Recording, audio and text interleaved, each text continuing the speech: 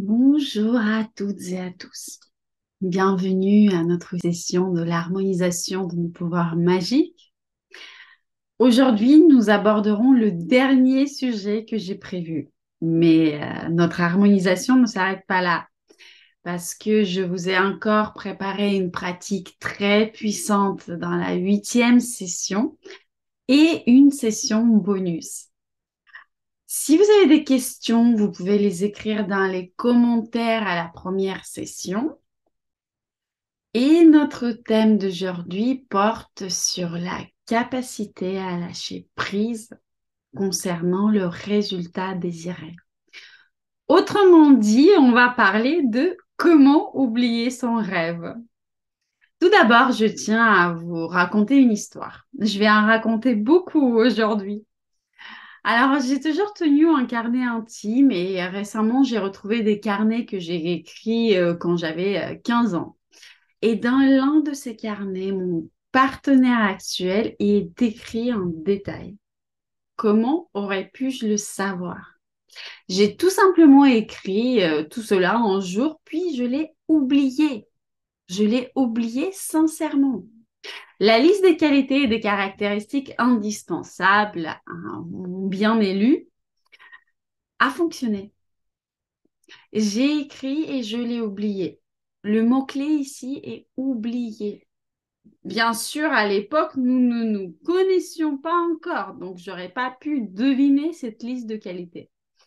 Alors, je me le suis imaginé et j'ai oublié son image.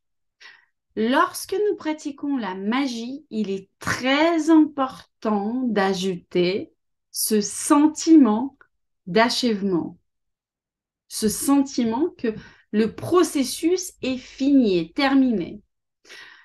Nous pourrions bien sûr discuter du fait qu'il est important de ne pas s'attacher aux résultats, etc., etc. Mais la réalité est que nous sommes de toute façon attachés aux résultats, car nous voulons obtenir ce que nous désirons, ce que nous essayons de manifester. Sinon, nous ne pratiquons pas la magie, nous ne serions pas là à cette formation. On le veut, oui, on a envie d'avoir le résultat qu'on cherche à manifester. Oui. Cependant, nous devons nous mettre dans l'état d'esprit que peu importe le résultat, tout ira bien pour moi et je serai quand même heureuse. Ainsi, d'un côté, vous faites confiance à l'univers et d'un autre côté, dans le processus même de la magie, vous mettez un point final. Ce qui est très important, vous allez comprendre à la fin de cette session pourquoi c'est important et comment le faire correctement. Vous savez très bien, chaque rituel doit avoir un début et une fin. C'est-à-dire qu'il faut atteindre à l'intérieur de vous un certain état d'achèvement pour pouvoir libérer son mental et passer à autre chose, passer au moment présent. Et c'est exactement au moment présent que nous allons capter les messages de notre univers qui vont nous orienter dans le bon sens, dans la bonne direction, dans la direction qui nous mènera à notre désir, à la réalisation de notre rêve. Et pour pouvoir capter ces signaux, il faut absolument être ici et maintenant.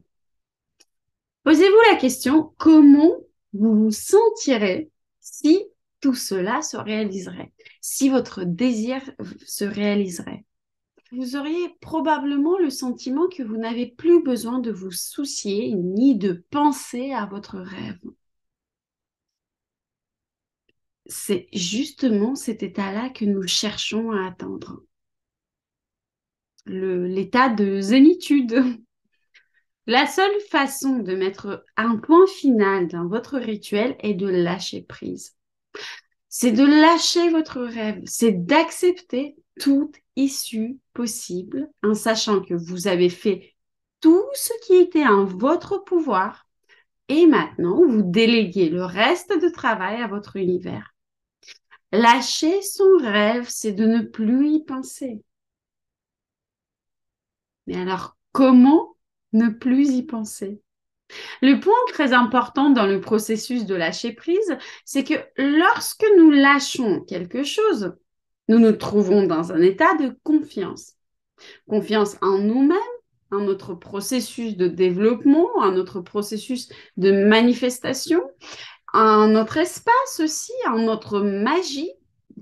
Cette confiance élimine les angles vifs, si je peux appeler ça comme ça.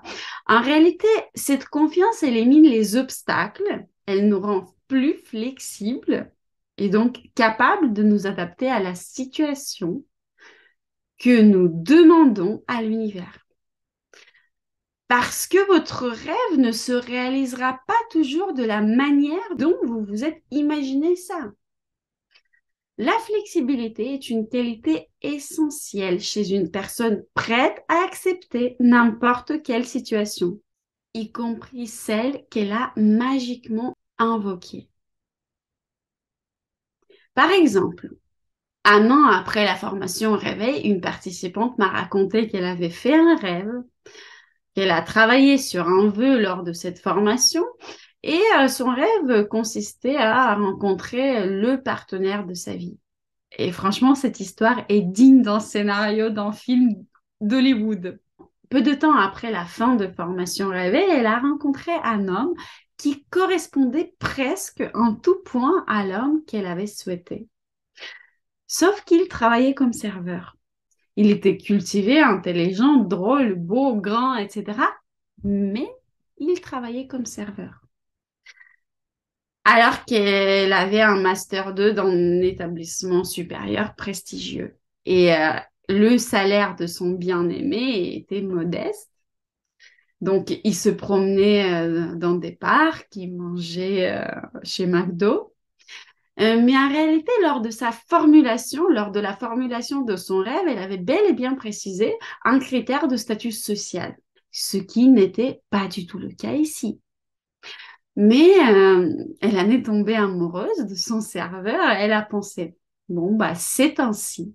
Peut-être qu'il deviendra riche plus tard. Et devinez quoi?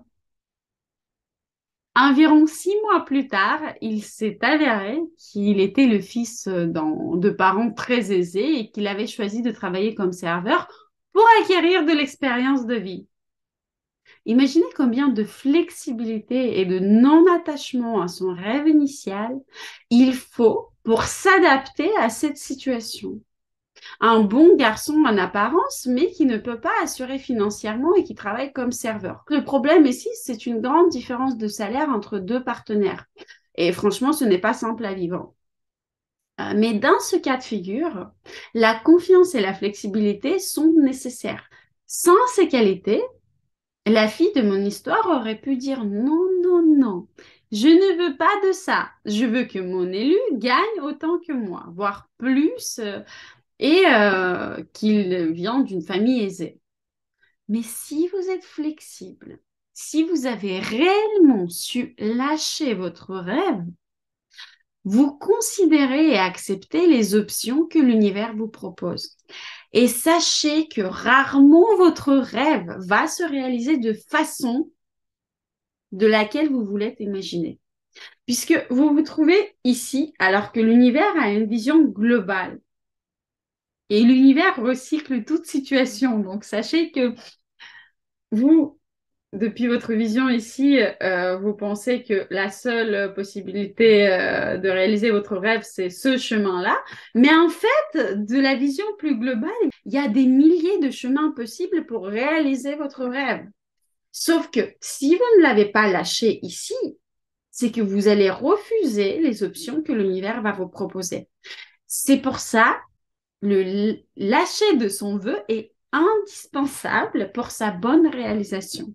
Parce que peut-être dans telle situation, ce garçon se révélera être le fils d'un millionnaire ou qu'il gagnera beaucoup d'argent en étant près de vous. Ou peut-être que vous allez commencer à gagner beaucoup d'argent en étant près de lui. Dieu seul le sait. Et il y a généralement beaucoup d'options possibles qui existent pour réaliser votre rêve. Mais pour ne pas manquer cette seule opportunité qui se présentera à vous, La flexibilité est nécessaire. Il faut se permettre de se retrouver à l'endroit où votre colis qui contient votre rêve va vous être livré. Il peut être livré en plusieurs colis, sachez-le aussi. C'est pourquoi il faut lâcher l'importance d'avoir telle ou telle chose et cela concerne la flexibilité et la confiance en vous et en votre univers. Il y a un très bon test. Nous allons le faire maintenant. Tout d'abord, pensez à un souhait. Imaginez qu'il s'est déjà réalisé. Il est déjà là dans votre vie. Il est bel et bien là et il vous réjouit. Maintenant, imaginez qu'il est déjà là dans vos mains. Il ne s'est pas encore matérialisé, mais il est là, dans vos mains. Vous le tenez là. Vous voyez la situation qui vous réjouit. Elle est là, dans vos mains. Et maintenant, ce que vous avez entre vos mains, soufflez-le comme si c'était un pissenlit mature.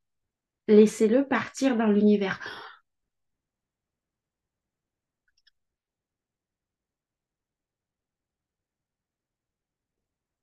Donc là, vous voyez votre rêve partir loin de vous. Vous l'avez soufflé. Observez maintenant vos sensations.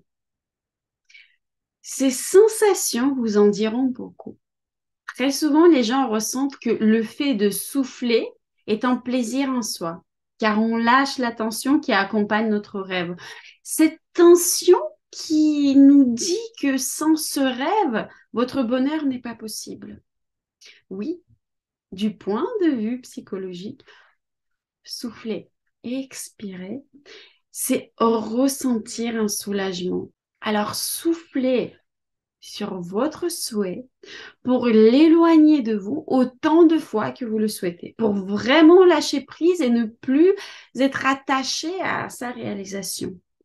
Ceux qui pratiquent le Reiki connaissent cette technique. Vous l'appliquez simplement dans un autre contexte. Dans la pratique de Reiki, il y a la pratique d'harmonisation des circonstances. C'est-à-dire que nous harmonisons d'abord les circonstances à venir, puis nous soufflons tout ce qui est lié à cette situation et nous exprimons notre gratitude. Ce processus de lâcher prise et de gratitude à la fin de notre pratique est d'une importance incroyable. Nous devons tout faire correctement, exprimer nos souhaits avec les bons mots, y investir les bonnes énergies, y insuffler le bon état d'esprit, les bonnes émotions, le faire dans un état de détente, puis le lâcher. Refermer ce petit livre et mettre sur l'étagère et ressentir de la gratitude pour le fait que votre commande est en cours de préparation. C'est tout. Il y a deux bonnes histoires que je veux vous raconter à ce sujet. La première histoire concerne le fait que lorsque vous plantez une petite graine dans la terre, vous ne la déterrez pas tout le temps pour la replanter encore plus profondément. De même façon, vous n'envoyez pas constamment cette impulsion dans l'espace. Parce que si vous avez planté la graine et si vous la déterrez ensuite, elle ne germera jamais. Et lorsque nous revenons encore et encore à notre désir en voulant davantage sécuriser sa réalisation, ou bien en exprimant de l'impatience face à sa réalisation, en voulant faire mieux, en voulant sa réalisation encore plus rapide, c'est la même chose que si vous déterriez chaque fois la graine que vous avez plantée. Faites-le une fois, mais bien, comme il se le doit. Ensuite, soufflez votre rêve et oubliez-le. Il faudra un certain temps pour que l'espace matérialise, donne forme à ce dont vous avez besoin. Occupez-vous d'autre chose en attendant. Pas besoin d'envoyer constamment la même impulsion dans l'espace. La deuxième histoire concerne la rédaction des textes. Rien à voir avec la magie, mais le processus de création est le même. Ceux qui écrivent bien des textes trouveront cet exemple moins marquant. Mais pour ceux qui ont du mal à écrire un texte ou une formation, une présentation, une dissertation, un livre, cet exemple sera compréhensible. Pour ceux qui ont des difficultés à rédiger un texte, je vais maintenant vous donner un exercice grâce auquel vous ressentirez clairement ce mécanisme. Par exemple, imaginez que vous devez décrire ce bracelet. D'ailleurs, les moines me l'ont offert pour mon anniversaire. Regardez comme il est merveilleux. Donc, vous devez le décrire. Vous ne savez pas quoi écrire à ce sujet. Ou supposons que vous deviez rédiger un article, une lettre ou une présentation de ce bracelet. Après, vous pouvez utiliser pour cet exercice un texte que vous devez réellement créer. D'ailleurs, je vous le conseille afin que ça soit une expérience pure. Ne vous lancez pas dans l'écriture de quelque chose que vous n'aurez jamais à écrire. Donc, vous devez donner naissance à un texte qui ne va pas s'écrire tout seul. Ensuite, faites la chose suivante. Vous donnez une tâche à votre subconscient. C'est d'ailleurs l'une des façons de faire de la magie. Asseyez-vous et dites à votre cher subconscient, j'ai besoin que tu traites cette tâche. Et vous l'expliquez quelle est cette tâche, c'est-à-dire exprimez votre intention. Dites-lui que vous avez besoin d'écrire un texte de telle ou telle longueur sur tel ou tel sujet, ou si vous n'écrivez jamais de texte, trouvez autre chose à faire. Par exemple, j'ai besoin de me rendre dans tel pays, ou bien j'ai besoin d'acheter telle ou telle chose, ou j'ai envie ou j'ai besoin de changer ma vie dans cette direction, ou bien encore j'ai besoin de faire un choix. En réalité, cette technique fonctionne pour tout. Voilà, donc j'ai donné cette tâche à mon subconscient, je le remercie. Vous lui dites, quand cette tâche sera effectuée, faites-le moi savoir, tout simplement. Et maintenant, oubliez complètement cette tâche. Si vous le souhaitez, vous pouvez éloigner cette tâche de vous dans l'espace en l'imaginant dans vos mains et en lui soufflant dessus, comme on l'a fait tout à l'heure.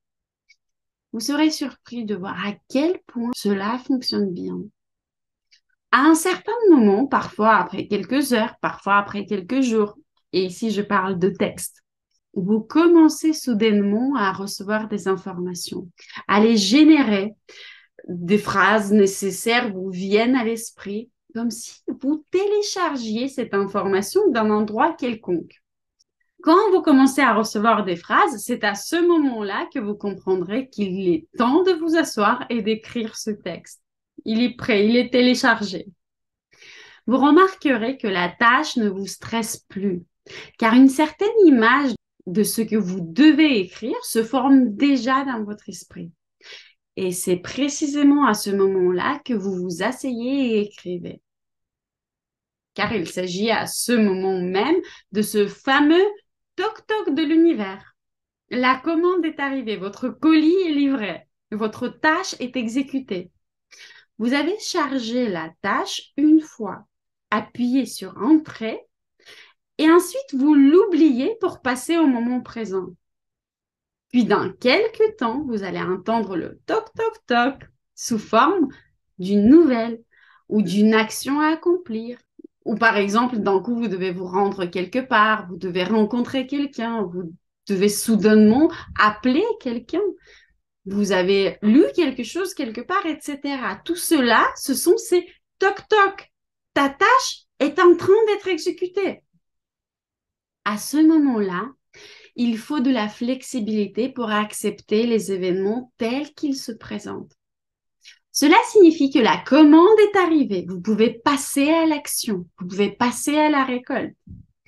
Vous apprendrez assez rapidement à suivre ce toc-toc de l'univers. Ce mécanisme que je viens de vous décrire fonctionne parfaitement à travers l'exemple de l'écriture de texte ou d'écriture d'une présentation ou d'écriture de quelque chose. Mais ce mécanisme fonctionne pour la réalisation de tous vos vœux. Et c'est d'ailleurs ainsi que j'ai écrit mes leçons, les leçons de cette harmonisation. Je ne savais pas exactement à l'avance ce que j'allais vous dire, bien que j'avais bien sûr un plan. Je sais quand et sur quel sujet je dois préparer un texte, mais j'avais pas de texte déjà préparé. Donc, je lance cette tâche et je m'occupe d'autre chose. Et en très peu de temps, des idées, des histoires et une structure me viennent qui se transforment en contenu prêt. Dans notre organisme, il existe de nombreux systèmes qui fonctionnent automatiquement dès qu'une tâche y est chargée. J'ai récemment téléchargé 2 livres sur le nerf vague. Je vous les recommande vivement. Et j'ai particulièrement aimé le livre Le nerf vague. Qu'est-ce que c'est et quel est son rôle de Navaz Khabib. Je ne sais pas si vous allez le trouver en français, je l'ai téléchargé en russe. C'est un livre incroyablement intéressant qui décrit le fonctionnement du nerf vague. Allez juste sur Wikipédia pour voir ce que c'est. Franchement, il n'y a pas de système dans notre organisme qui ne soit pas lié à ce nerf vague. Il est responsable de tout. Lorsque vous lisez ce livre, vous réalisez qu'il est impossible d'inventer cela. Le nerf vague, on ne peut que croire en lui, tout comme on peut croire ou ne pas croire aux extraterrestres ou à Dieu, par exemple. Comment un tel organe a-t-il pu apparaître? C'est absolument incompréhensible. Et à ce moment-là, lorsque vous lisez ce livre, vous commencez à réaliser à quel point des processus complexes se déroulent chaque seconde dans votre organisme pour que tout fonctionne correctement. Ça vous paraît banal, mais ces mécanismes sont d'une extrême complexité. Écrire un texte sur un bracelet n'est rien comparé aux exploits que notre corps accomplit chaque seconde. Des processus biochimiques d'une grande complexité se produisent en nous. À un certain moment de lecture de ce livre, mon cerveau refuse même de traiter ces informations trop complexes. Donc, je dis simplement, d'accord, je fais confiance aux nerfs vagues. Et vous comprendrez très clairement à partir de ce livre ou de tout autre livre sur le nerf vague que notre corps et notre subconscient accomplissent constamment, en dehors de notre conscience, des opérations extrêmement complexes. C'est pourquoi notre tâche, par exemple, d'écrire un texte ou de perdre 10 kilos n'est rien comparé aux tâches que notre corps accomplit chaque minute. À partir de petites tâches, vous commencerez à réaliser à quel point il est facile de modeler la réalité. Mais je vous demande de commencer par de petites tâches et relativisez toujours votre vœu par rapport au processus d'extrême complexité qui se déroule dans votre corps à chaque seconde. Aujourd'hui, c'est la journée pour raconter les histoires. J'ai encore une histoire à vous raconter. Et dans cette histoire, j'ai réalisé à quel point il est important de prendre conscience que mes envies, mes rêves et les tâches qui se présentent en moi sont en réalité faciles. Quand j'avais 8-9 ans, j'étais très mauvaise à l'école. Vers l'âge de 9 ans, lorsque je continuais à obtenir des mauvaises notes, ma grand-mère s'est approchée de moi et m'a demandé avec étonnement, Ludmila, tu es une fille intelligente? Pourquoi tu te débrouilles si mal à l'école? Je lui ai répondu, eh bien, je ne sais pas, c'est difficile pour moi, ça m'a l'air compliqué. Elle m'a dit, ça ne peut pas être difficile pour toi. Le programme scolaire est conçu pour des enfants d'une intelligence moyenne. Elle a littéralement dit pour des idiots. Et bien, ça ne peut pas être difficile pour toi. Je ne sais pas comment elle a su me parler. J'ai réellement entendu ses paroles à ce moment même. Et tout d'un coup, j'ai réalisé que l'apprentissage était quelque chose de très facile. Je me suis faite une fausse idée que c'était difficile, mais en réalité, ça devrait être facile et c'est tout.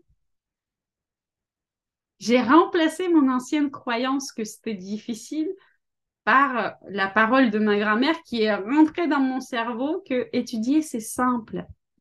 Depuis l'heure, j'ai commencé à avoir des bonnes notes. Bon, pas excellentes parce que j'étais toujours un peu paresseuse, mais j'ai commencé à avoir de très bonnes notes sans effort particulier. Ça m'est devenu facile d'apprendre. Ça m'est devenu facile d'étudier. Lorsque vous réalisez à quel point votre organisme résout des problèmes complexes à chaque minute, les tâches comme gagner plus d'argent, rencontrer l'homme de vos rêves, construire une maison, acheter une voiture, trouver un emploi que vous aimez, vous réaliserez que ce ne sont pas des tâches aussi complexes que celles auxquelles notre nerf vague fait face chaque jour. Dans mon histoire, il y a aussi l'idée de croyances limitantes reçues qui m'ont fait croire qu'étudier, c'est difficile. Mais justement, la comparaison que je vous propose de faire a pour but de vous libérer de certaines de vos croyances. À partir de cela, nous en tirons une conclusion très importante. Pour commencer à lâcher prise, il suffit de réaliser que quelqu'un d'autre s'occupe de votre rêve. Notre respiration, notre adaptation à n'importe quoi, à la température de l'air, à la position du corps, au niveau de stress différent, à certaines bactéries et virus, tout cela est constamment pris en charge par quelqu'un d'autre, non pas par votre conscience. Vous ne vous en préoccupez pas constamment. C'est pris par un autre système que votre conscience. De même, nos désirs seront également pris en charge par notre subconscient si nous ne l'interférons pas, si nous ne nous adressons pas constamment à notre subconscient en lui demandant des comptes sur des tâches qu'il traite.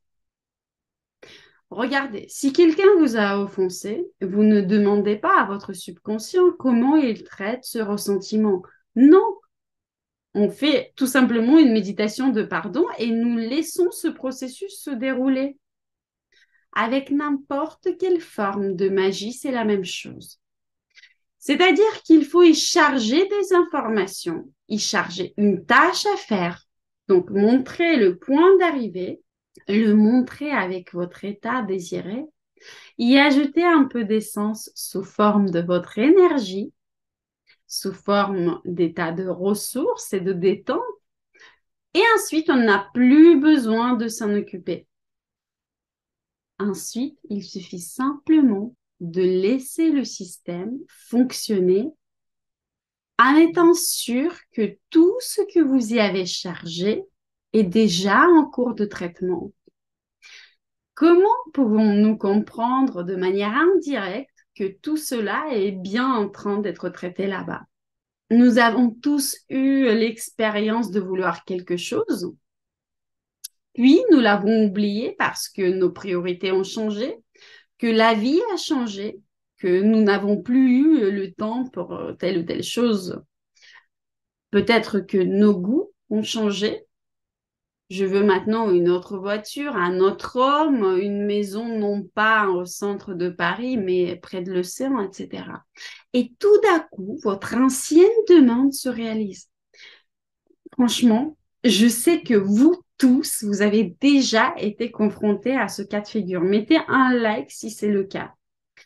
Le cas que votre ancien rêve, dont vous n'avez plus besoin, que vous avez oublié, se réalise.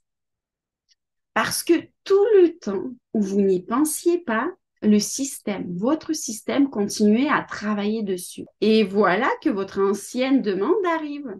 Les résultats se manifestent. C'est pourquoi j'aime noter mes souhaits, puis après 2, 3 mois, je relis ma liste et parmi ceux qui ne se sont pas encore réalisés et que je n'ai plus besoin, je dis stop, ce n'est plus d'actualité. De cette manière, je libère de l'énergie pour réaliser mes autres vœux. C'est pourquoi maintenant, je vous invite à réfléchir aux demandes que vous avez envoyées dans l'univers et dont vous n'avez plus besoin. Si vous n'avez plus besoin de quelque chose parmi ces demandes, déclarez haut et fort, stop. Libérez les ressources de votre système d'exploitation pour d'autres tâches. Si vous vouliez devenir champion du monde de parapente, mais que vous êtes seulement devenu champion régional, mettez un point final à ce désir si ce n'est plus important pour vous en ce moment. La même chose s'applique aux tâches de tous les jours. Si vous voulez faire quelque chose, soit vous le notez sur papier, soit vous décidez de ne pas le faire et mettez-y un point final.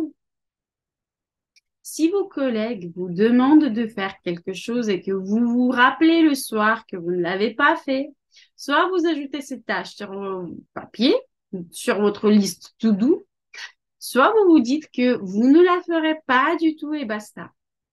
Nous clôturons les tâches qui ne sont plus d'actualité. Nous remercions l'univers, remercions notre subconscient d'avoir travaillé sur cette tâche et nous continuons à vivre ici et maintenant en se concentrant sur nos sensations corporelles, sur les sons qui nous entourent et sur d'autres types d'informations qui nous entourent et qui sont perceptibles uniquement à ce moment donné. L'étape de lâcher notre demande, c'est la dernière acte de la magie. C'est l'étape finale. Cette étape nécessite, en fonction de ce à quoi vous êtes plus enclin, soit la confiance en l'univers, soit la confiance en soi. Les deux fonctionnent. Nous pouvons faire en nous basant sur la confiance en l'univers, en ayant confiance en notre espace, en sachant que vous avez été entendu, votre vœu se réalisera. C'est très bien. Faites confiance à votre univers. Si vous vous sentez plus à l'aise en étant sûr de vos capacités, si vous croyez en votre pouvoir de manifestation, en croyant que votre subconscient est aussi compétent que votre conscience et qu'il traite toutes les demandes avec autant de soin, sans rien oublier, c'est excellent. Choisissez l'un de ces deux sentiments et donnez-vous la permission de lâcher votre désir. C'est exactement comme lorsque vous bêchez votre jardin, vous y semez des graines et rentrez chez vous ensuite. Après un certain temps, les graines germent sans votre intervention. Ensuite, autre chose que je voulais vous dire, c'est que dans le processus de manifestation, il est très important de ne pas se dévaloriser. Lorsque quelque chose se déroule comme vous l'avez souhaité, il est très facile de se dire que c'est une coïncidence. Arrêtez de faire ça. Il est très facile de commencer à se dire que vous n'avez rien fait pour que cela se produise ou que cela aurait pu être encore mieux, et ainsi de suite. C'est pourquoi, personnellement, je tiens un journal des vœux exaucés.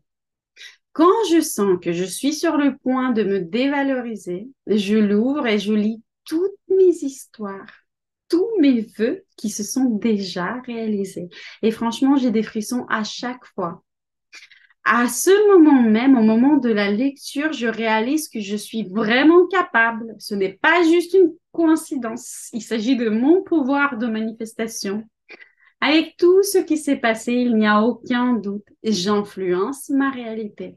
Alors, je vous conseille de créer le même journal. Lorsque vous avez de nombreux souhaits exaucés, que vous le vouliez ou non, vous commencez à croire en vous-même.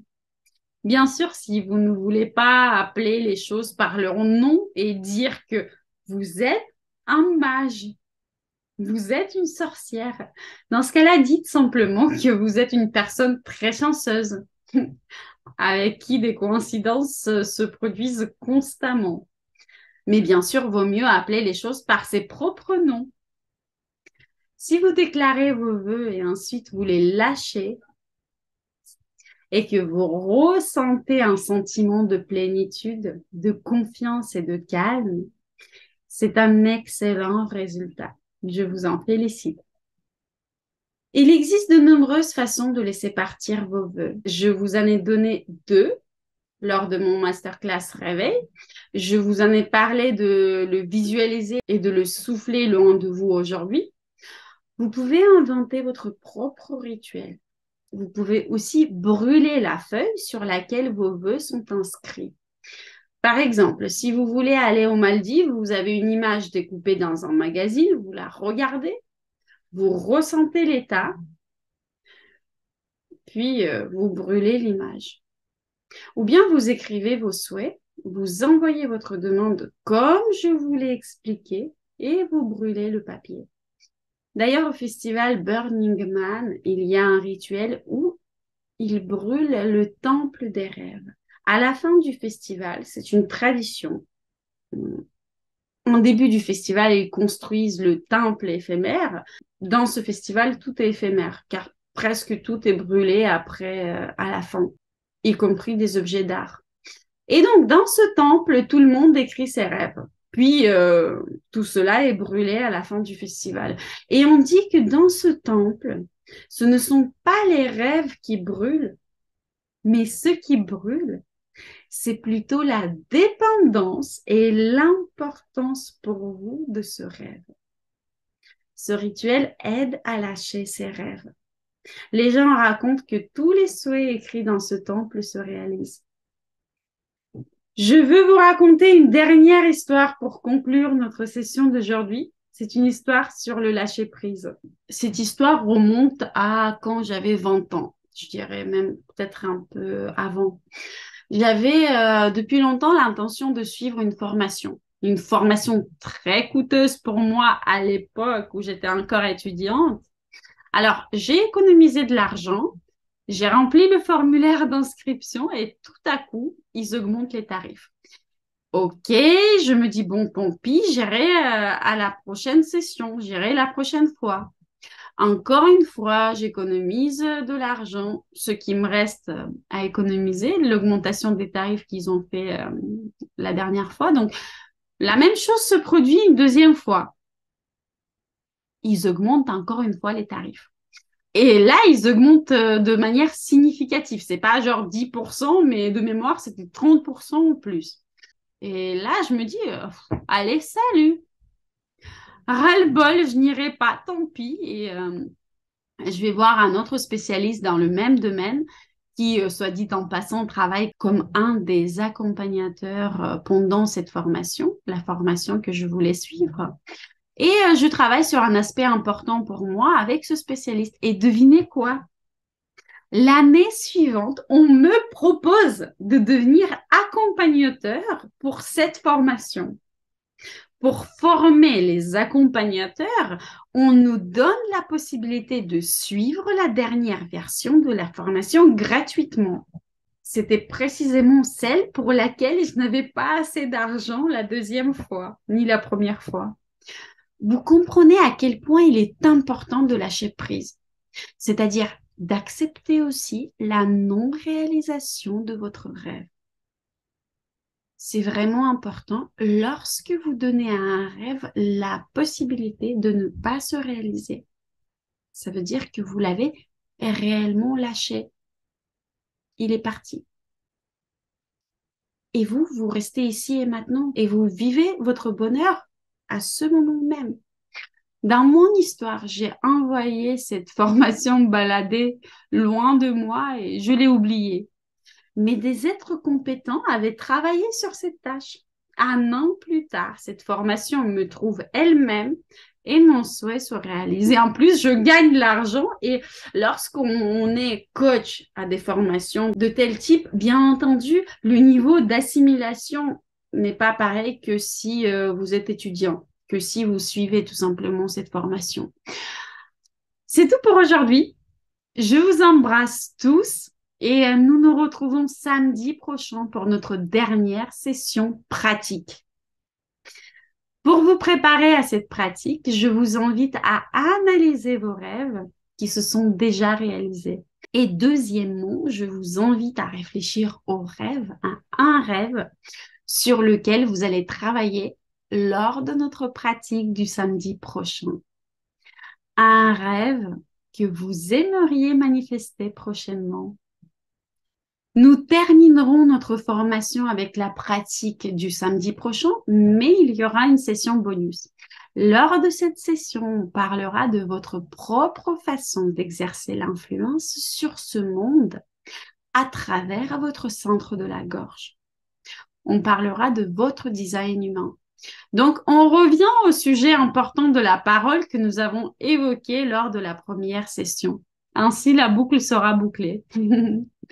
Pour avoir accès à la session bonus, je vous demande de m'envoyer votre retour sur cette formation. Je vous demande un retour sous forme vidéo, s'il vous plaît, où vous me racontez ce que cette formation vous a apporté. Ceux qui ne peuvent pas se filmer, ok, pour un retour texte, mais je préfère vraiment les retours vidéo. C'est toujours agréable de voir vos têtes. Donc, nous serons ensemble encore pendant 2 samedis. Vous pouvez déjà m'envoyer vos retours, vos histoires sur ce qui s'est passé pour vous pendant cette harmonisation, sur votre ressenti après cette harmonisation et tout ce que vous avez envie de me dire. Je vous embrasse tous, mes chers magiques. À samedi prochain.